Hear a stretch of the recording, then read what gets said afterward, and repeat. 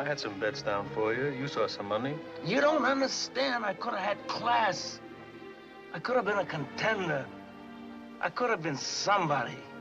Welcome to the base, and welcome to After Brando, a new series we are doing in which me and Ollie will be exploring different actors and different acting styles and different practitioners and how these correlate with each other. And we are going to start this series exploring possibly the most famous actor of all time, Marlon Brando. And we are going to talk through Brando's career, and we will talk through Brando's style, his training, and how this impacts our craft and our world and the world of cinema and drama in general. And so, yes, Ollie, welcome to the show. I've done the introduction here. I'm not as good as you are at it, but I thought... Beautiful. Yeah. Beautiful. Okay. Yeah, no, I'm very excited to do this actually, because it allows us to talk about changing acting styles as well as the influence that Brando has had on not just on acting style, on the kind of wider culture of actors, which I think is very interesting. And every new generation of actors thinks that it's more real, and I think Brando seems to do that more than any previous era, right? But it's an interesting question, like what is realism, what is naturalism in acting? How real is it, and does it want to be real? Anyway, lots of questions sort of present themselves. But why don't you give us a kind of grounding in Brando's, a sort of potted biog of Brando for people to refresh people's memories? Marlon Brando is born in the 1920s, and he grows up in a family in which he has a very abusive alcoholic father. And this will be extremely significant later on in his life, and is extremely significant when analysing Brando and perhaps artists and culture in general, is the kind of role of the parents in all of this. He drops out of an army school, and he moves to New York and kind of discovers acting. He first performed when he was young to entertain his mum, because his mum was so miserable and they're in such a miserable kind of family situation. And he moves to New York and begins to study, and he studies under Stella Adler, who this episode is also going to explore.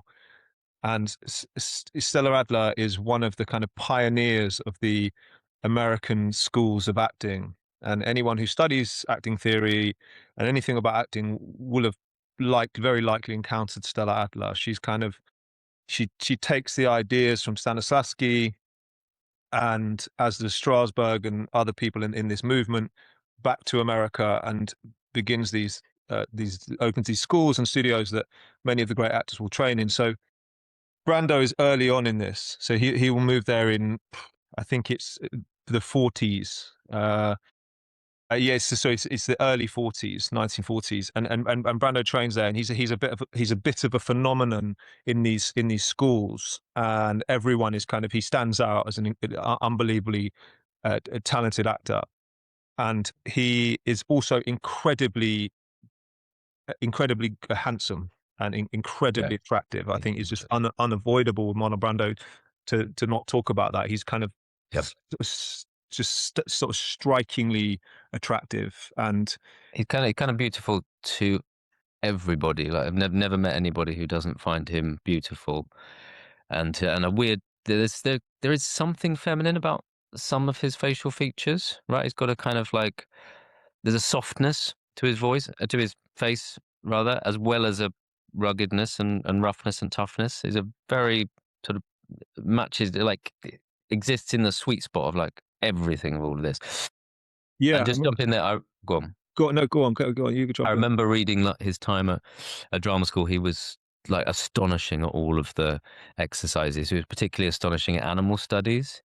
He had this amazing ability to transform his body. Maybe you don't think of him as such as like a physical actor, but apparently he was just genius at like becoming a gorilla or a lion, or there's a grace to him.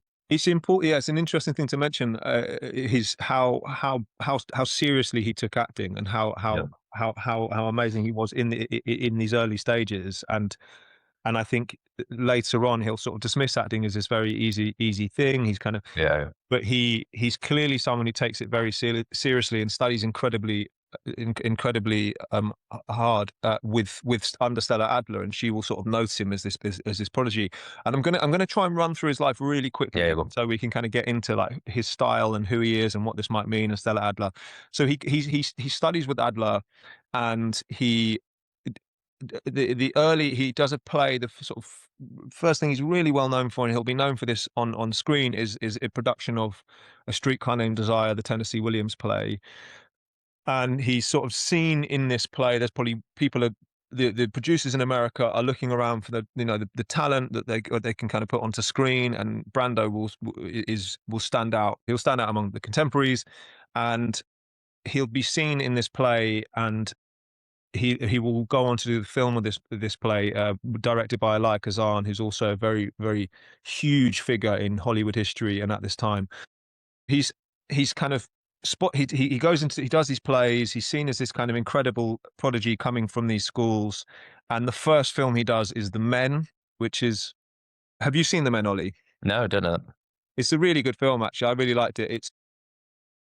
It's a film about a paraplegic war veteran, and Brando plays this character, and he sort of did kind of what might be seen as like method acting work. He would kind of go and study with people who'd lost the use of their limbs, and he kind of brought it into his work. It's a very serious performance, but this is the first time we see him on screen. He's incredibly handsome, incredibly brilliant at acting, and he will revolutionize screen acting. He's striking. He's absolutely striking. If you haven't watched Marlon Brando when he's young, and you're an actor, you should. If you're anyone, you should, because it's the equivalent of watching like Michael Jackson. When you first see Michael Jackson on stage and you see him dance, and you're like, what the hell who is this guy? Same with Elvis. You watch Elvis sing, you kind of think he has that on screen. He's sort of mind-blowingly kind of exceptional, and you can't avoid it when you first watch him. So he will then go on. He does the Streetcar Named Desire, directed by Elia Kazan, which is a very kind of iconic film. Famously walks, screams the line "Stella" at the bottom of the stairs, which a lot of people know. And he is incredibly sexy in this film, and he will sort of redefine male sexiness. And I think we should probably we'll come into like what that is and what his style is later in the discussion. But I'm kind of carry on through his films. So he does this kind of incredible early batch of films. He does Viva Zapata, which is kind of an interesting film about a Mexican revolutionary, and he sort of kind of Mexicans up for that. He kind of, he will sort of change his ethnicity on camera for that. And then the film that I think is possibly his best performance, and I think possibly the best performance you could ever see on screen, is On the Waterfront. And that is also Elia Kazan, and he works alongside an incredible actor called Carl Malden, who everyone should look up. And I would point that out as like the best performance ever on screen. So he has this kind of he's this sort of absolute phenomenon. He's this sort of takes the world by storm. He's this sort of rock star of film. He revolutionizes the start of acting on screen. No one's ever seen anything like it. He's just the most extraordinary actor. He has the most extraordinary presence. He is present in every moment with the people he's with. He is playful. He is alive. He is sexy. He is transcendent. He's also present in the story. He's creating moments in films in a world that feels quite rigid. It feels quite rigid, like you kind of work within these kind of within this framework, and this guy is just constantly breaking it in ways that are like, hard for us to even recognize now, because we're not from this time. But you can just see him just breaking it all the time. Just the way he uses text, the way he plays with text, the way he plays with the famous one is he picks up the glove in a scene. He'll do things that, he'll just do something. He follows the instinct. He follows his instinct. So he's incredible phenomena of a young actor on screen, and he trying to work through the exact chronology of this. his mother dies, right, and that's a big thing for him. Sorry, he also does Julius Caesar. Right, he wants to go and prove himself as a serious actor, so he does a production of Julius Caesar, and I'd also recommend that. We put that on our Instagram to watch. And the reason this is so fascinating, this film, is you have many actors like John Gielgud who are from this very old traditional kind of way of acting, and they come from the kind of the old style of the old world, the theater world, and you see this kind of new movie star, naturalistic movie star from these American studios against these guys, and you can see it, and he brings so much to that performance, and lots of the actors in that said that they would feel embarrassed watching themselves next to him because his style was just so natural. And yet you watch that, I would say he's still got a very good command of text. You know, it's not like mumbly Marlon Brando at all. It's very like defined, strong use of Shakespeare. So, but he's still got the Brando quality of naturalism in there. So yes, incredible batch of early films. You can look at, and you should study if you're an actor. You should look through these films. They're incredible films, all of them. The Wild One, also another amazing film. He's got this great line in there: "What are you rebelling against?" And he says, "What do you got?" Which I think will sum up the post kind of 1950s, 1960s kind of almost like cultural energy that we almost have to today. It's like, what are you rebelling against? What have you got? You know, post World War kind of two slightly lost rebellion against anything you can find. And he's being widely recognised. He's getting Oscars He gets left, right, Oscar and on the centre water. on the waterfront. And he's a huge movie star He's and a a very famous huge movie person star, absolute, and the women go crazy for him. You know, all over the place. all over it. I mean, and he loves women, and he's just, you know, sort I of, remember stories of him like backstage in his little moments off stage as Stanley in Streetcar. He would be banging someone in the dressing room, yeah, that and it sounds just about not. right.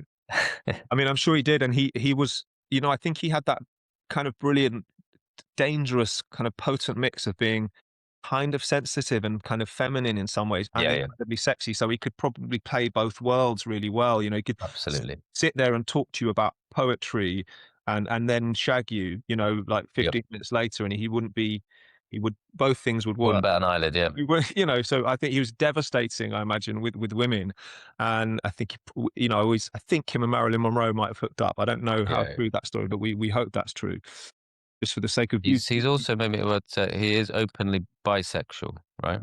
This is like, yeah, I'm not sure about this one. I've heard people say this. He does say it himself. I do know. Does he say that? Right. Okay. Yeah. He does. I mean, there's rumors about who he might have slept. People say he slept with like James Baldwin, some other people. I don't know if that is right. confirmed, but he does. He does say You're right. And there is there's a a story about him quotation. kissing James Dean, isn't there? Right. And James Dean is another huge movie star of this time, who's not, I would say, nowhere near as interesting an actor as Brando, but is Mm, a mm. very, very beautiful man, and he wants to emulate Brando. Pretty much everyone Right. after Brando wants to emulate Brando. Yeah. We are all still trying to emulate Marlon Brando, and this is kind of, I think, why we wanted to start this podcast and, you know, use Brando as our starting point. Is he changes acting styles, and to this day, like Yep. we're still trying to work out how to deal with after Brando. We're trying to work out how to deal with what this man did with acting. It's almost impossible to replicate, and yet we all want to replicate it. So he then has this quite, I'd say, like, with this really exciting beginning in his life, it does begin to take quite a tragic course, actually, and he has this early relationship with this woman who he thinks is an Indian actress, but I think she's actually Welsh, right? Which is quite funny because she's selling herself as an exotic kind of actress, and she's got these kind of ideas of that she's got this Indian heritage, and she does look quite dark skinned, but some Welsh people actually can look. They can look that way. They can have that sort of olive complexion, and he's apparently really upset when he finds out that she's not Indian, and he has a child with her called Christian, who we'll come back to in a bit. And he, those Brando loves dark-skinned women, right? He seems to always want to go for women who are not white Anglo-Saxon or Catholic, even Catholic American women. He's very interested in darker-skinned women, and you can see this with all the women he seems to kind of have children with as time goes on. And I find that kind of interesting. He's kind of got this father he hates. He's kind of sexually liberated this is the 50s going into the 60s, and you've got to think about the sexual revolution that's going to come. So he's emblematic of these changes through culture and through time. He's so connected to our cultural story, and symbolizes so much, in my opinion. And his mother dies, which is very sad. And then, because he's incredibly close to his mum, when he's practicing for Julius Caesar, there's this very lovely story of him practicing in the fields outside his mum's house with the text, and he wants to make sure he can really land the text, and his mum's watching him, and he's very, very protective of his mum, loves his mum, and he's very hurt by what his father's done to his mum. Perversely, as he's blowing up and becoming this massive star, and we're like the end of the 50s, he makes his dad his manager, right? And his dad manages all his finances and all his money. And there's an incredible clip, which we might be able to put on the screen now. I don't know if we can do this in the post, but seek it out if we don't have it up here. Marlon Brando on a television chat show with his dad, in which Brando's father is asked, Brando Senior is asked what Marlon was like as a child. And he says, he was quite a difficult child. And, you know, he's not too disparaging, but slightly disparaging about Brando. And Marlon Brando then responds by saying, the interviewer says, what do you think about that? And Marlon Brando says, well, it doesn't matter, because I could put him in place with one of my hands or something. Effectively just says I could physically control him now, and I can give him a whack.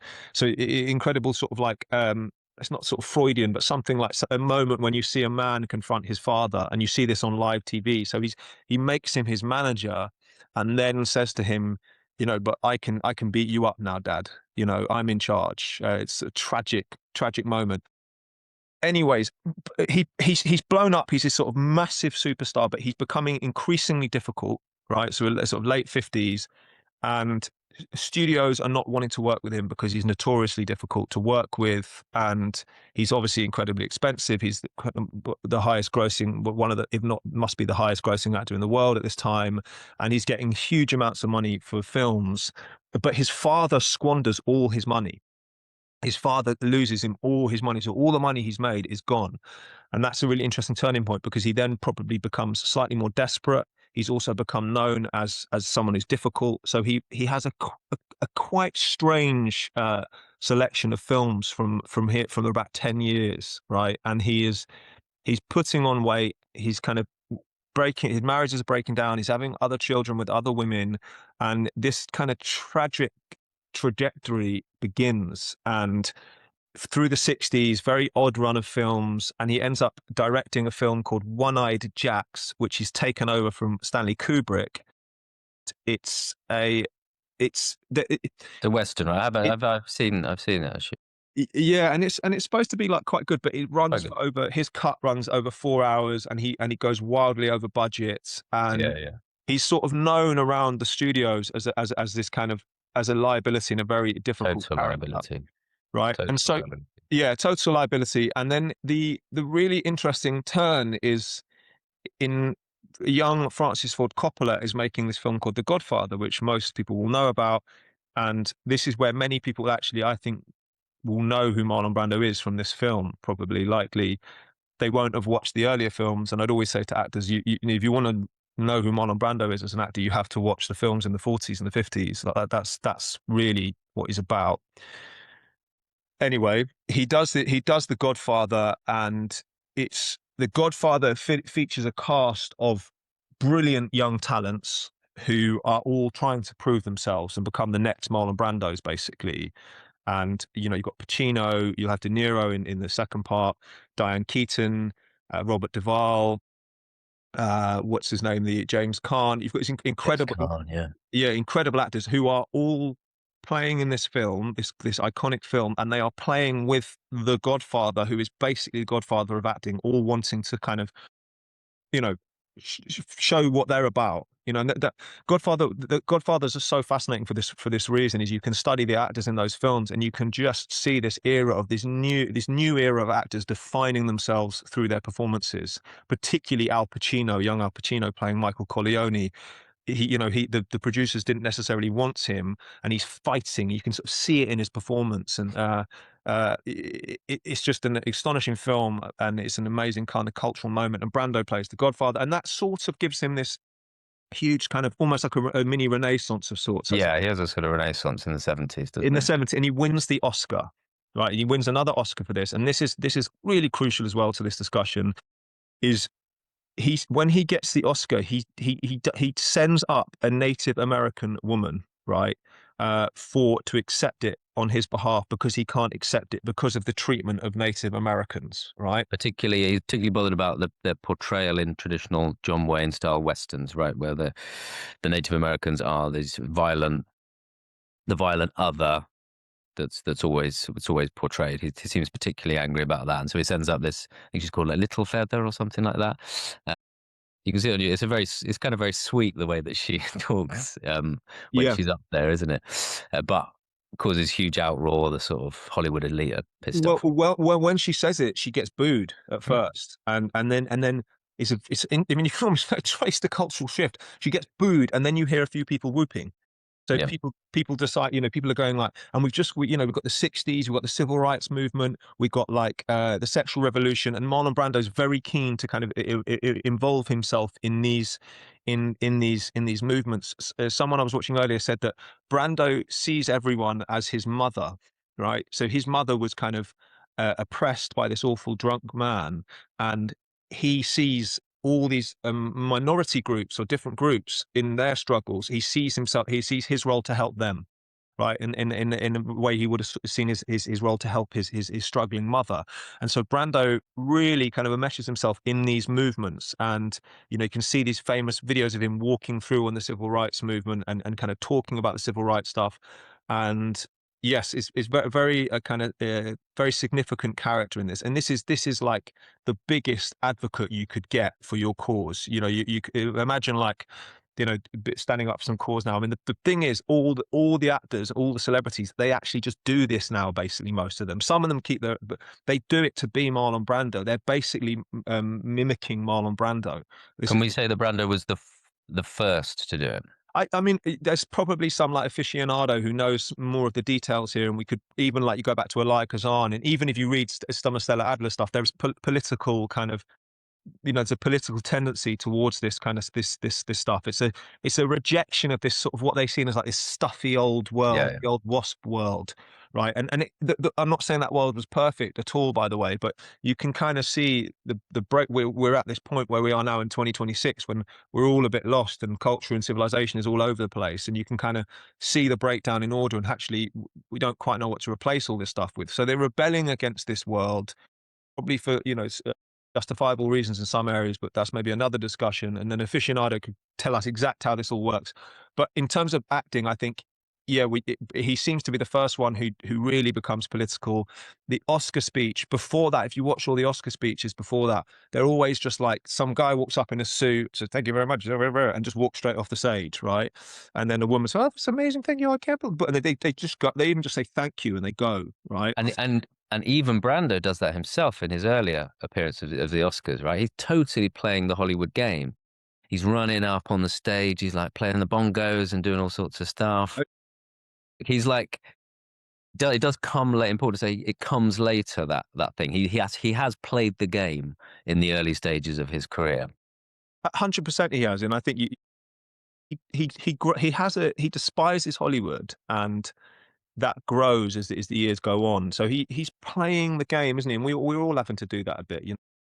You're young, you're starting out, you want to kind of work out how to do this whole thing, and then like probably he butts up against these people, and they might have been really difficult characters. These were tough characters who were kind of ruthless, and people who work in Hollywood find that even to this day. Hollywood stars will say, I remember Matthew McConaughey saying that he did a film and he had spent Christmas with the people he made the film with, and then the film bombs on New Year's Day, and he said all those people, no one's answering his calls anymore. It's a brutal world. Yeah, it's absolutely brutal. And you need one. You can even see it in like, maybe this is a sort of too personal thing to say. Yeah. If you throw a birthday party, one throws a birthday party every year, I guarantee I can track the number of people who come to the birthday party correlates with how well I've done that year as an actor. It possibly.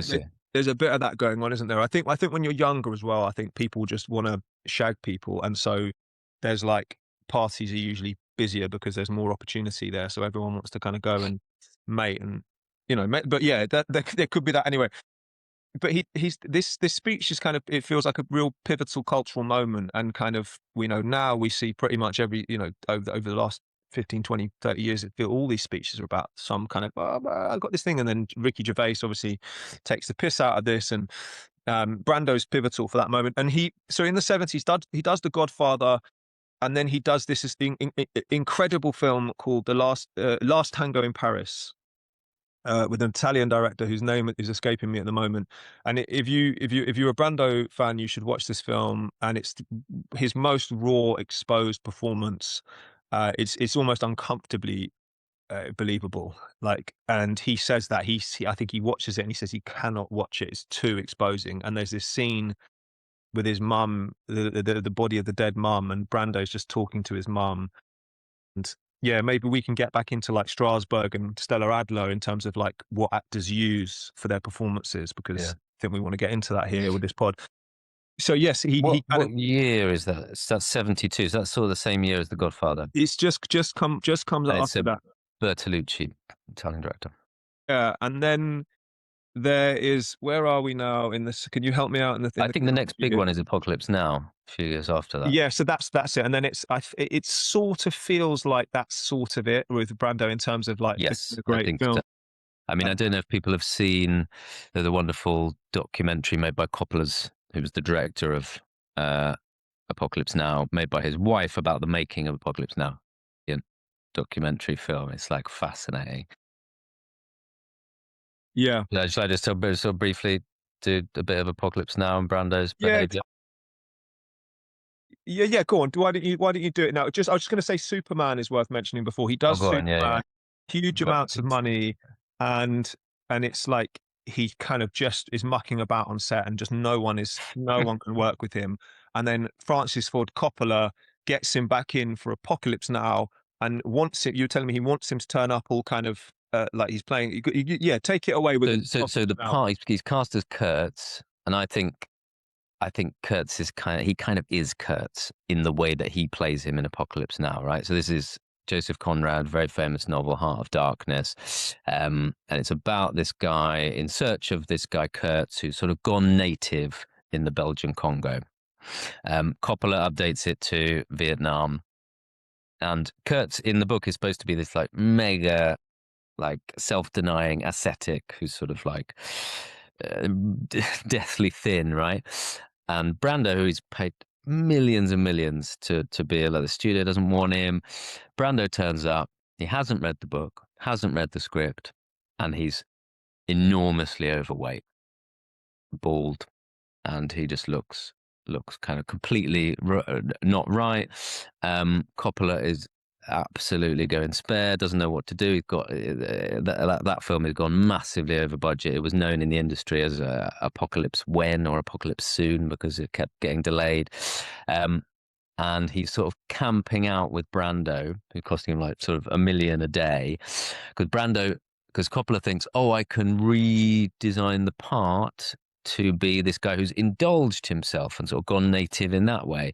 But Brando doesn't want to be portrayed as fat on screen. Anyway, if you see the film, it's an absolutely astonishing film. They end up having this weird compromise where Brando is sort of barely lit in the scenes that he's in, and like you've got these weird sort of shadows and spotlights. It kind of ends up creating something amazing and unique. But it's sort of his last great film, last great performance, perhaps.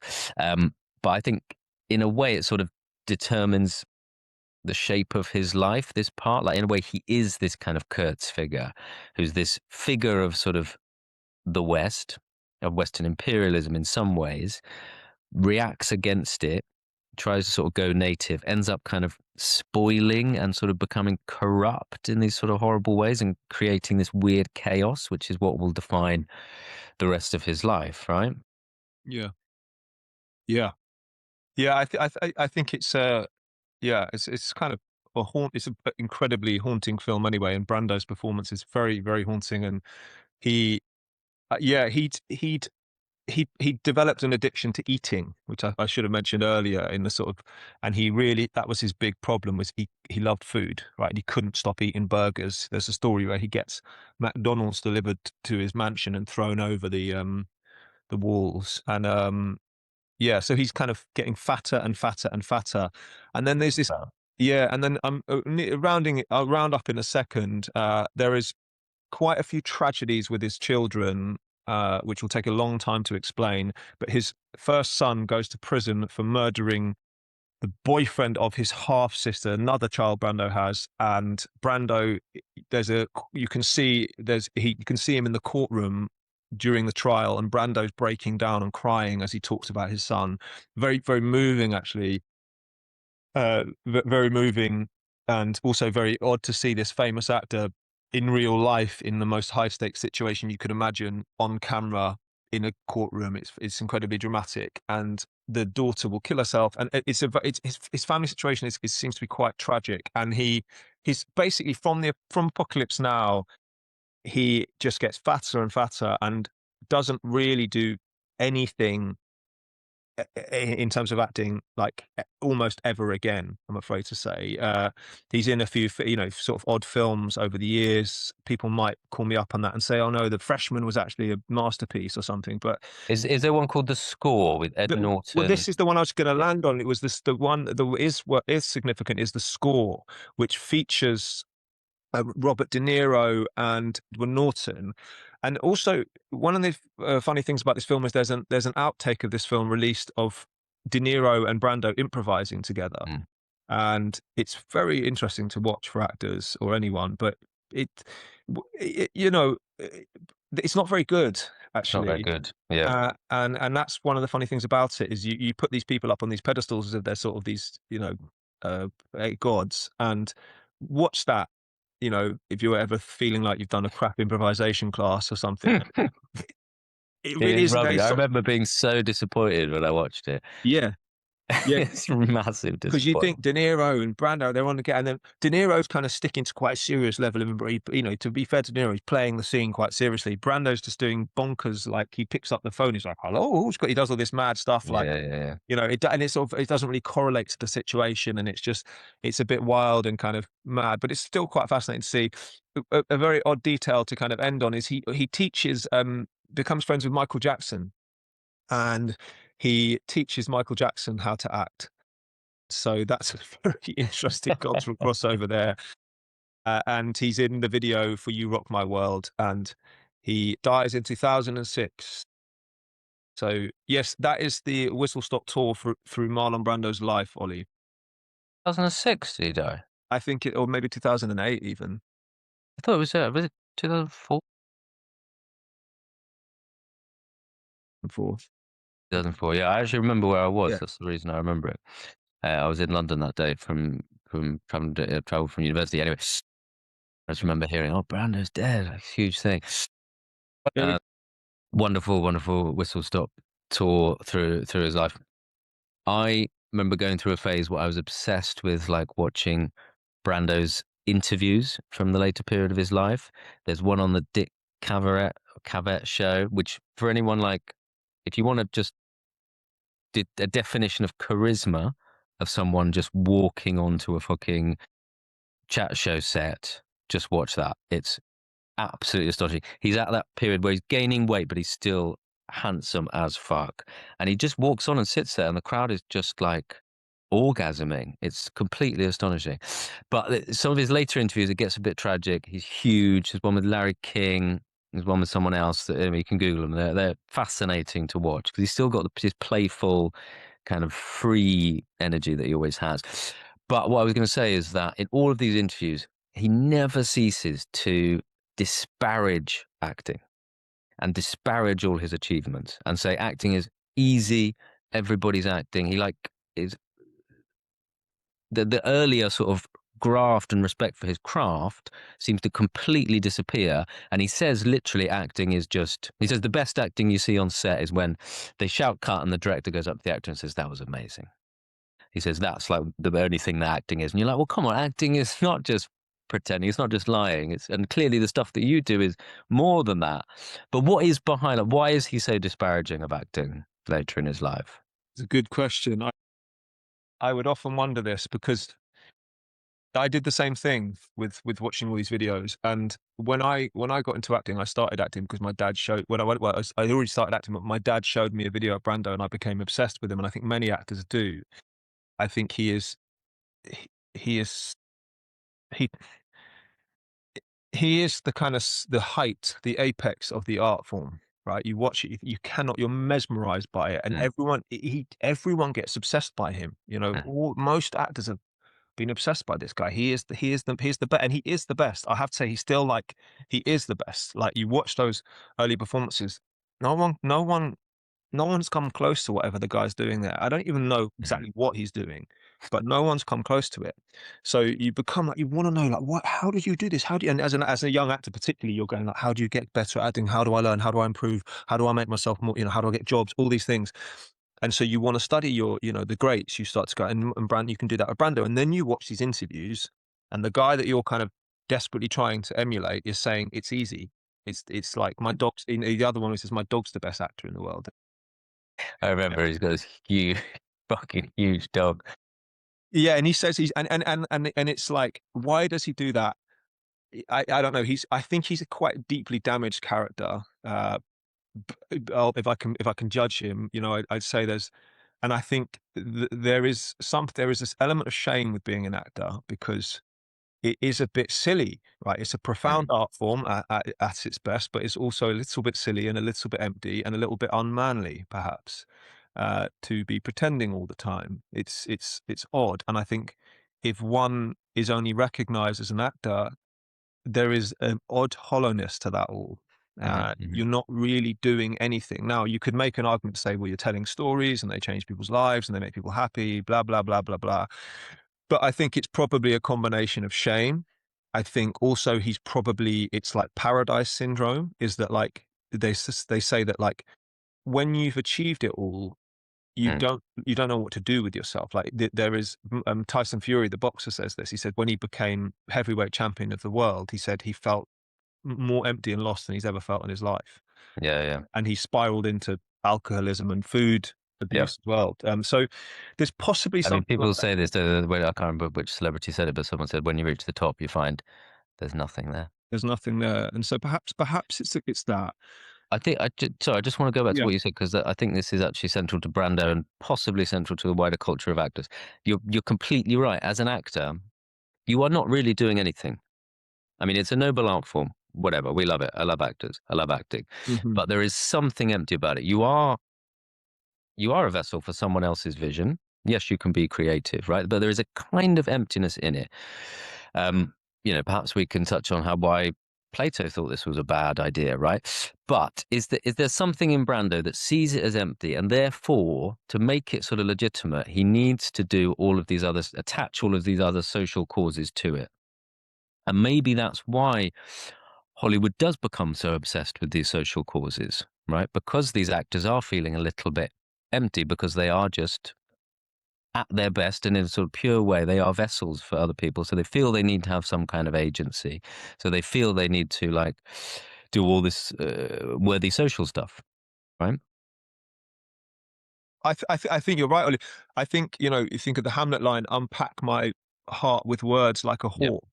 And and like it's there is an emptiness to it all, which I think leads people into this kind of messianic state of trying to save the world and do something. Use your power, use your blah blah blah, and it can become tiresome for people because it depends which way you're politically aligned, I suppose, or what kind of causes you're interested in, or if other causes are actively antagonistic to the causes you care about, which we're finding in these culture wars and politics, is that someone stands for something and it means something else to other people. And the conservative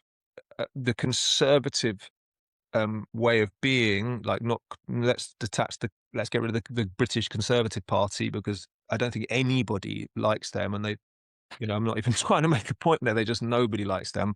But the conservative philosophically, I think, is more a case of you understand the frailties of human nature and the kind of tragic nature of the human condition, and you understand that it needs to be contained and held within sets of rules and orders and behaviors to contain the worst excesses of it, and it needs to be driven and controlled, and you need to uphold tradition and keep things um, kind of together and moving as they were, right?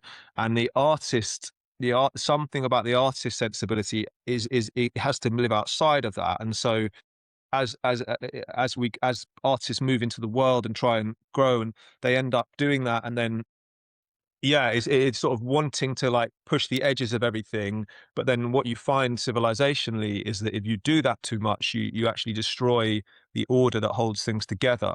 So it's a bit of a conundrum, really, for actors, and all of it is being pushed this way. By the way, Stella Adler, as much as I love Stella Adler, she is clearly politically making points quite often in her writings. You know, she is up against the system. She is up against these fuddy-duddy people who've been holding us back for all these years, and probably some of them had been. You know, this is the thing, right? You probably some of these figures in the past were um were terrible, were very stuffy characters. I think I now sort of yearn for some of those characters because we don't have doesn't feel like we have many of them left.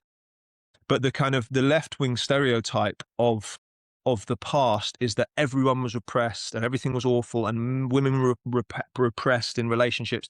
And actually, Marlon Brando's dad was awful, but there were many, brilliant men who had lovely wives who were very happy. Like I look at pictures of my grandparents and I see, a very happy wife with her husband and her kids. And so the past isn't always that bad. In fact, sometimes they did things right, but the artist sensibility kind of butts up against that, and then yeah. So There's a sort of tendency, I suppose, what Brando represents, and Adler and all these people are saying this moment where they come into prominence, is this pushing against, as you say, this existing thing, and it kind of becomes wider than just aesthetic. It becomes like a whole social order, the stuffy 50s that they're pushing against and rebelling against, right? And I suppose what we're saying is that that's disintegrated to such an extent, which perhaps not coincidentally one can see in Brando's life itself, right? yeah, From the 80s onwards. And even in the legacy of his children's lives, right? They're very unhappy stories, and they seem to bespeak a chaos, a lack of order that's leading to people sort of out of control. And Brando seemed to not have any kind of moorings. And it's hard not to read into that, right? This is where your unlimited freedom and your pushing against the pricks gets you, right? And I mean, some of the work that we do is in reaction to this, right? Because we are looking at the cultural scene and we say, okay, we've had sort of 60, 70 years of deconstructing this thing now. Brando's era, that makes sense. There's got something to push against. In our time, we've still got the pose, we say this quite a lot, right? But we've got the pose of pushing against something, but the thing pushing against has been dead for 50, 60 years. yeah, So what's the point? It just becomes an empty gesture. And so what we try and do is to go back and look, like, what was Brando pushing against? What were those acting styles before then? Perhaps Brando is so good because there's something in having that order but also having a space to push against it. Maybe that's a kind of sweet spot artistically, right? yeah, possibly so. It's interesting to like look at Brando's life and look at his behavior versus kind of his what he says, stated preference and revealed preference. It's quite an interesting kind of political way of thinking. It's what people say and what they do, and Brando, yeah, exactly. He's having all these different relationships with women, different children from different women.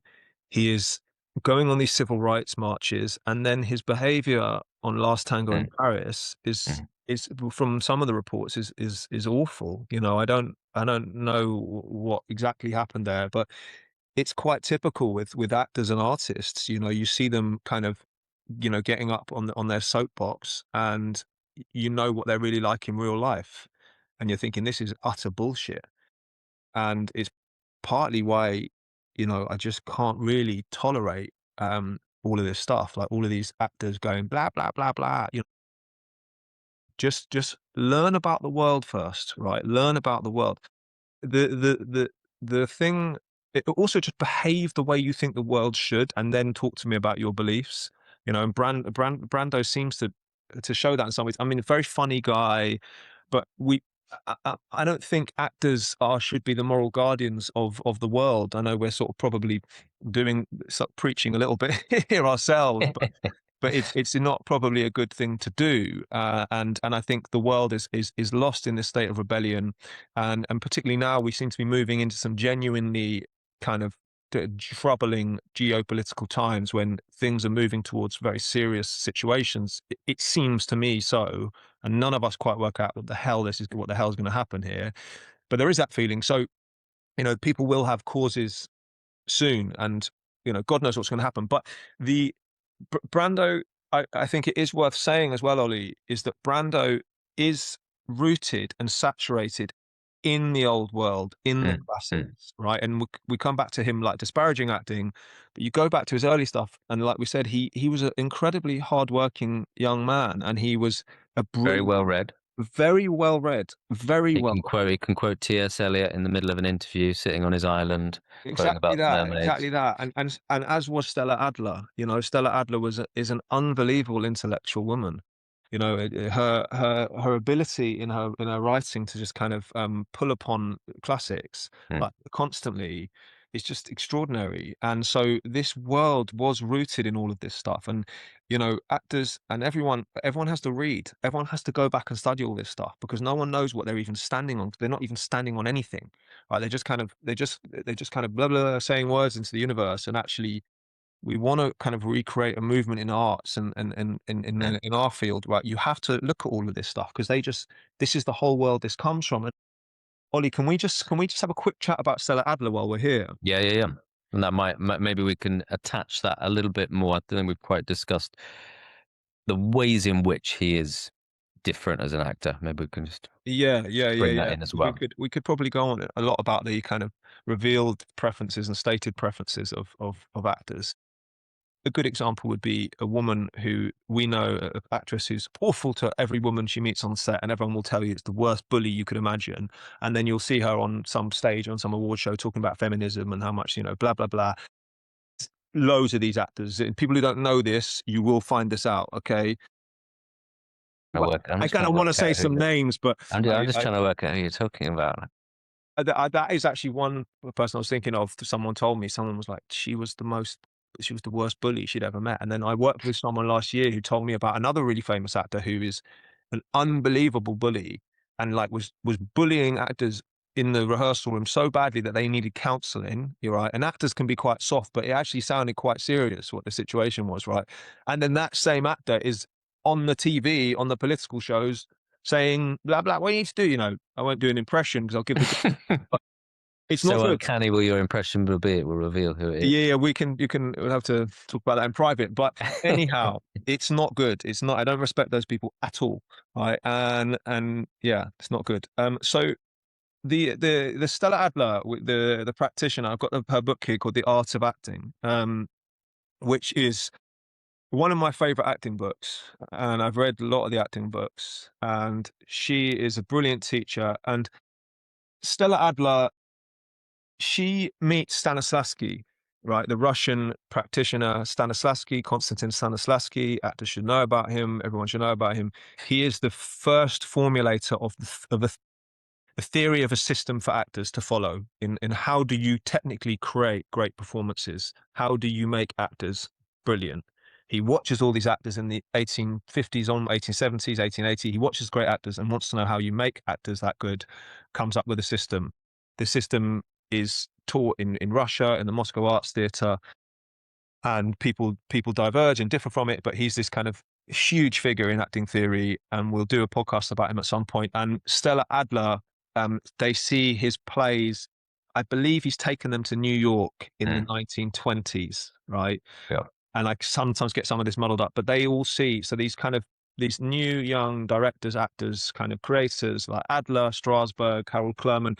They're there and they see the plays by Stanislavski, and they cannot believe how good these actors are. And so they go and speak to this man, and they learn from Stanislavski about his ideas and his system. So I think it's probably fair to say, like, his systems are producing extraordinary performances from actors, right? Because so much so that these American, these budding young American artists ask him, "How do you do this? What do you do?" And they take all his ideas and they go into they take them back to America. They keep them in America and they build systems around them, right? And one of the big differences in acting history and acting theory is that Stella Adler and Lee Strasberg differ on emotional memory. Okay. So emotional memory being that you use your own emotional memory, like Morgan or Ollie's emotional memory, to understand how a character's feeling. And you actually could go so far as you root yourself during the performance in Ollie's memories or Morgan's memories to conjure up the true emotion that one can only feel from one's own experiences, but put into the scene, right? Now, that can be amazing, and actors can try this out, and lots of actors do. But the problem with it is that it can mean that nobody's acting in the actual play. You're making the whole piece about your own psychology and not about the character's psychology. And this is the great fissure, like the great sort of one of the great differing kind of perspectives in acting and approaches, and it's one of the big problems in acting. And Adler doesn't like this. Stella Adler doesn't like this, and she thinks it's limiting actors and it's limiting like performance and imagination. It's meaning that we're all kind of bringing this, making this all about ourselves. Strasberg runs with it, and Strasberg also writes a fantastic book called The Dream of Passion, and I'm sure his ideas are complex and nuanced. So I don't want to kind of and it's Strasberg who is in The Godfather Part 2. He's in The Godfather Part 2, and I have to say he's an absolutely amazing actor as well.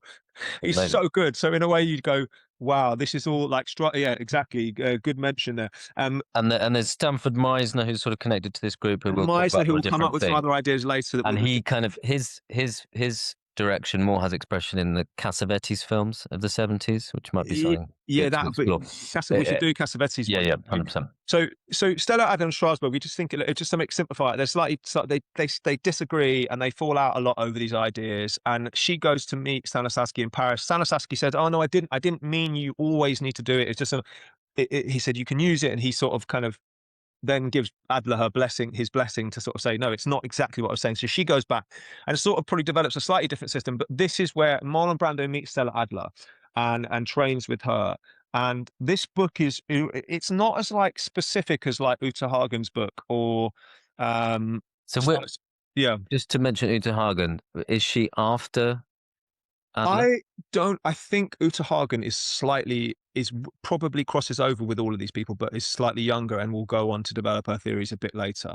Because we are actually in the acting lineage of Uta Hagen. Our training, right, was very much based on the Uta Hagen system via Doreen Cannon and Dee Cannon, right, that had influence when we were at RADA.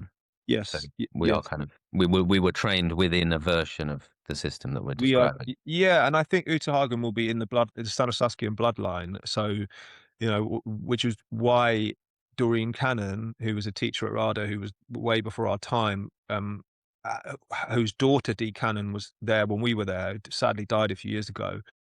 Yes, it's very special actually that people can feel connected to that bloodline. And I never had Dee. Did you have Dee? Yeah.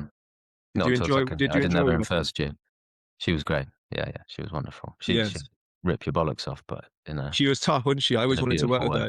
People would come out of her class crying and these were like, those were very serious character. Dee was a very serious, dedicated character, and so and she's got. And Dee's book is really good actually. I read her acting book. I really liked it. Stella Adler is a Stanislavskian teacher. Right, but differs with Strasberg on the ideas of emotional memory and probably would lean more into imagination.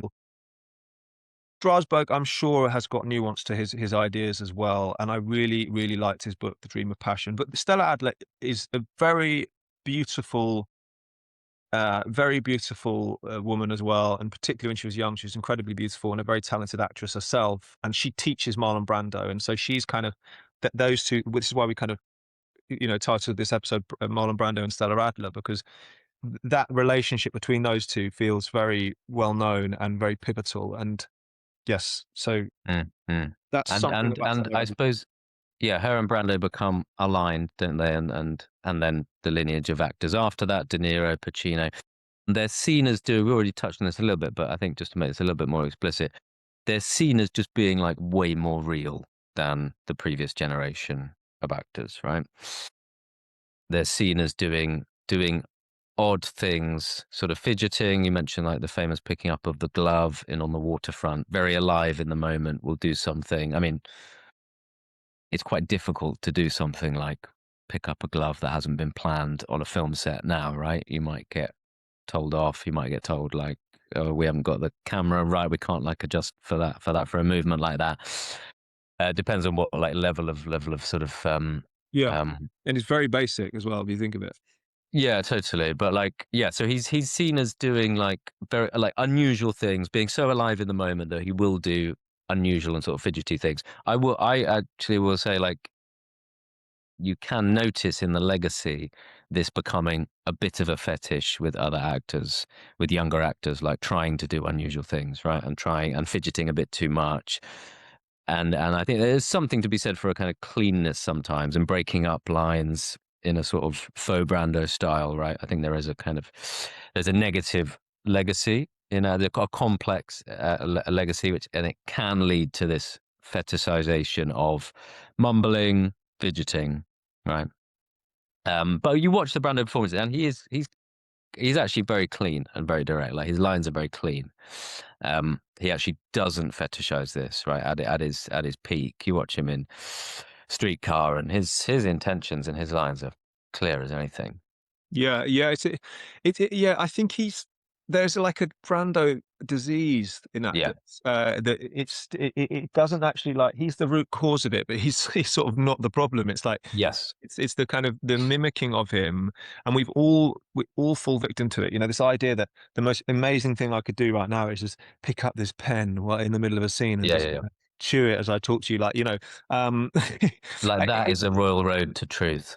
yeah, and it's ponderous and it's vain, and I don't think it's very good. And I think Brando has sort of, I'm not going to swear in case anyone's listening with their children, but Brando has screwed us. You know, like he has done something that none of us can do and no one can ever do, and yet everyone's been trying to do it since in many ways. And yeah, like you say, Ollie, he's very clear on his lines. There's a film with he does he's playing a German, and he's on the motorbike with I can't remember who was what the Young Lions, I think it might be called. And he's doing this German accent, and he does make big choices, and he's big and he's bold on his lines. And like you said, yeah, I wonder how much you're talking about his actions and stuff. I wonder how much he thinks about like objectives and actions, and I'm sure like Adler would have taught him about that stuff, but Mm-hmm. I think the danger with objectives and actions I think the danger is that it can become so obsessive that people are just not present with each other, and you are metacognizing during a scene. And I'll talk lots to actors about this. I think they're very, very valid, and I think there's a lot to be said for the science of humans needing objectives in scenes and actions. And I think it probably is relatively coherent with human psychology. And for anyone who doesn't know, the idea being in scenes that humans have needs and objectives in everything they do. So every situation you're in, you want something. And then when they use language, they are trying to pursue that greater want with smaller psychological activities on the line.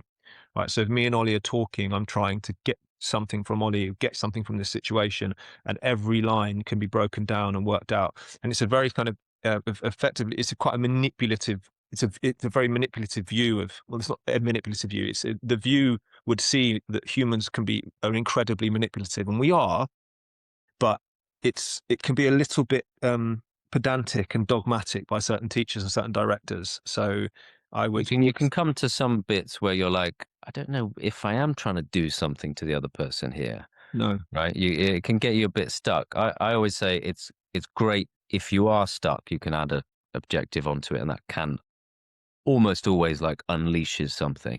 But I remember another great director. Maybe we could do something about him. Bill Gaskell, who we had at RADA.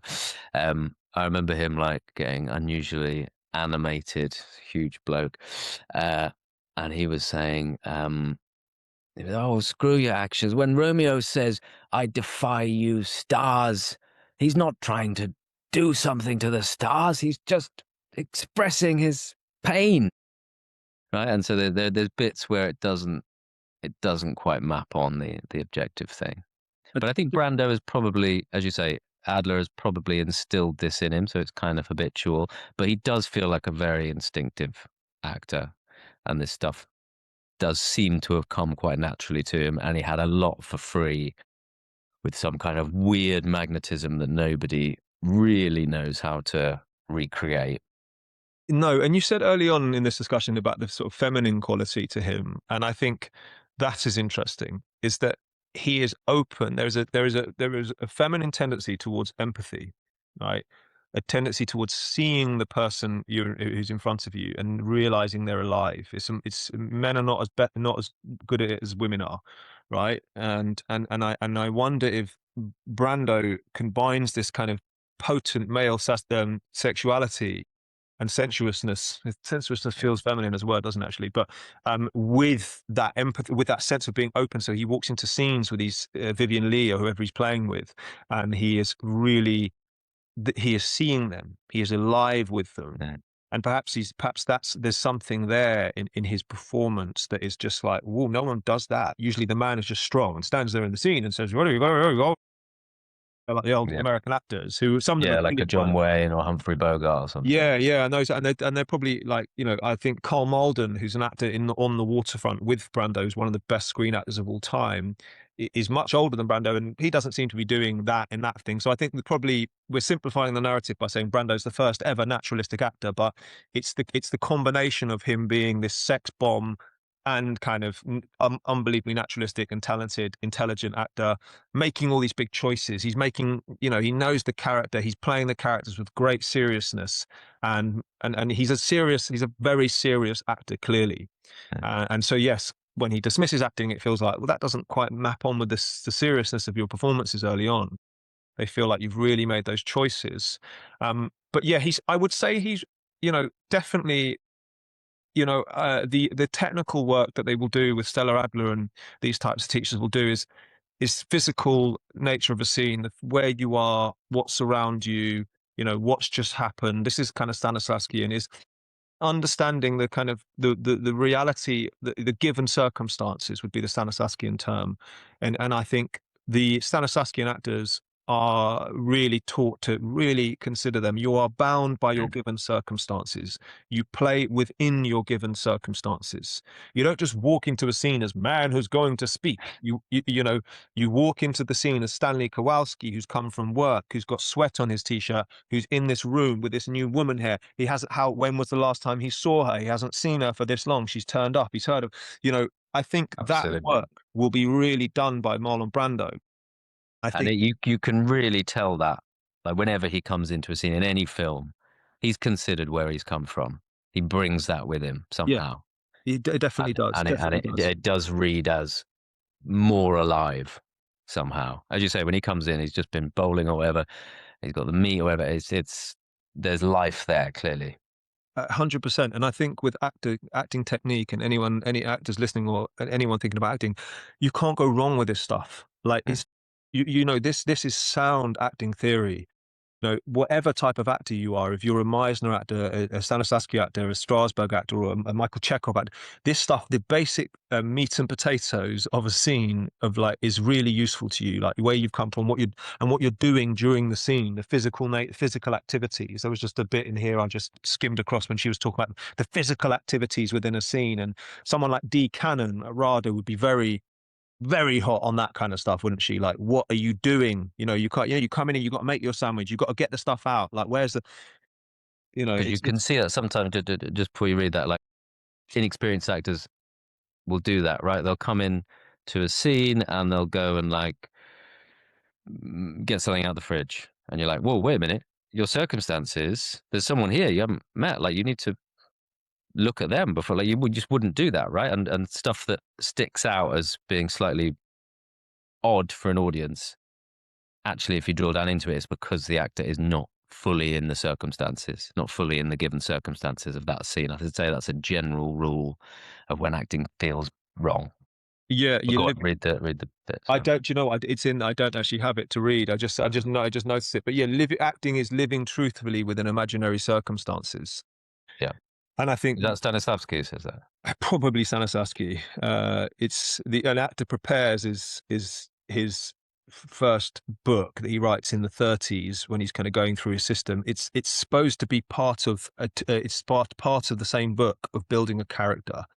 I only realised that when I read Simon Callow's preface to the My Life in Art recently. I sort of didn't realise they actually are seen. They're supposed to be one book.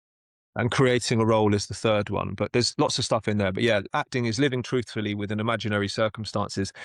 And I think Brando, is doing that, definitely. He is living truthfully. He's living very truthfully. Yeah. More truer than true or something. It's hard to work out. If I was to ask you, like, why is Michael Jackson so good at dancing? Could you tell me? No.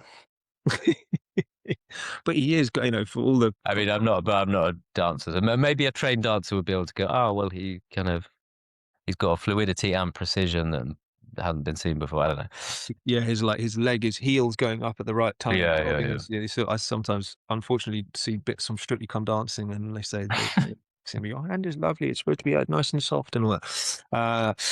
But you can't. So it's hard to work out and analyze. And I think what we're not trying to do here, Ollie, is do that thing where actors tell you what good acting is, because that's like comedians trying to explain what makes a good comedian, and you're like, no, it just wasn't funny. Like that, they're not. You can't explain to me why a performer. There is some, intellect sometimes, but really, it's like, look, this is a magical art form, and it's like where there's a lot of technique and then there's a lot of magic, and unfortunately, the thing we can train in is technique. The thing that's hard to train in is magic. And Stanislavski acknowledges this.